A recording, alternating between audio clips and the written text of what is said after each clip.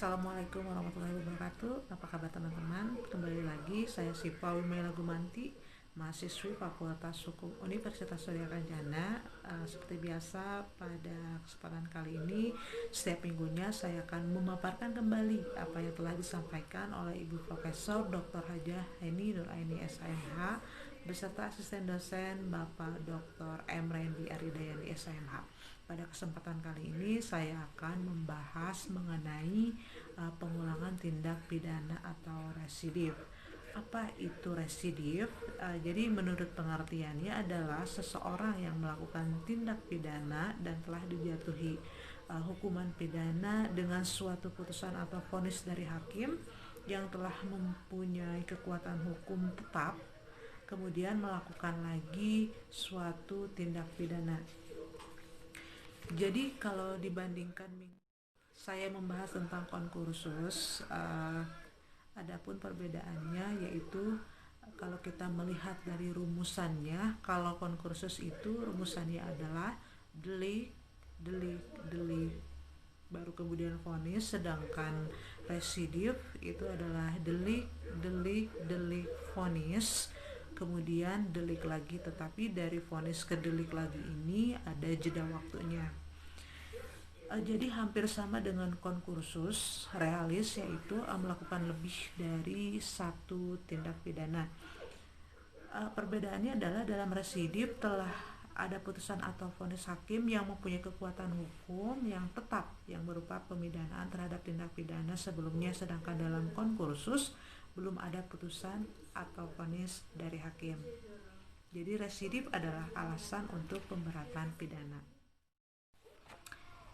Berbicara tentang pembagian pengulangan atau residif, itu dibagi menjadi dua, teman-teman. Ada residif umum atau agglomerational residif, yaitu semua pengulangan terhadap jenis tindak pidana apapun yang dilakukan dalam waktu kapan saja. Pengulangan merupakan alasan pemberatan, jadi tidak disyaratkan jenis tindak pidana yang dilakukan maupun tenggang waktu pengulangan. Dengan demikian tidak dikenal daluarsa.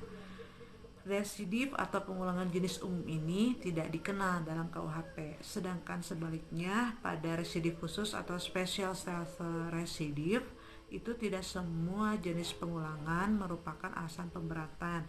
Pemberatan pidana hanya dikenakan terhadap pengulangan yang dilakukan terhadap jenis tindak pidana tertentu yang dilakukan dalam tenggang waktu tertentu.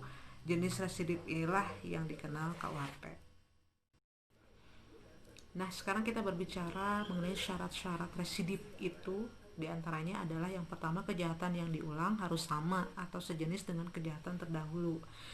Yang kedua, antara kejahatan yang terdahulu dan kejahatan yang diulang harus sudah ada keputusan hakim yang berupa pemidanaan yang mempunyai kekuatan hukum yang pasti dan tetap tentunya. Yang ketiga, pelaku kejahatan dalam menjalankan kejahatannya harus merupakan pencaharian. Khusus untuk pasal 216303 bis dan 393 syarat itu tidak ada. Dan yang terakhir, pengulangannya dilakukan dalam tenggang waktu tertentu yang disebutkan untuk pasal-pasal. Yang pertama, 2 tahun sejak adanya keputusan hakim yang pasti dan tetap, itu pada pasal 137, 144, 208, 216, 303 bis dan 321 KUHP. Dan 5 tahun sejak adanya keputusan hakim yang tetap atau pasti, yaitu terdapat dalam pasal 155. Jadi residif menurut KUHP itu pengulangan atau residif tidak diatur secara umum dalam buku 1 KUHP tentang ketentuan umum, tetapi secara khusus untuk tindak pidana tertentu diatur dalam buku 2 dan buku 3 KUHP. Selain itu, KUHP juga mengisyaratkan tenggang waktu pengulangan tindak pidana tertentu.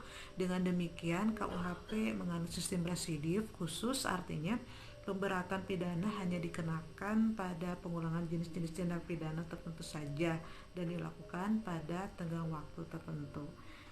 Baik teman-teman, itu saja pembahasan mengenai residif di part 1, dan nanti saya akan menjelaskan lagi untuk minggu depannya di part 2. Terima kasih atas perhatiannya. Wassalamualaikum warahmatullahi wabarakatuh.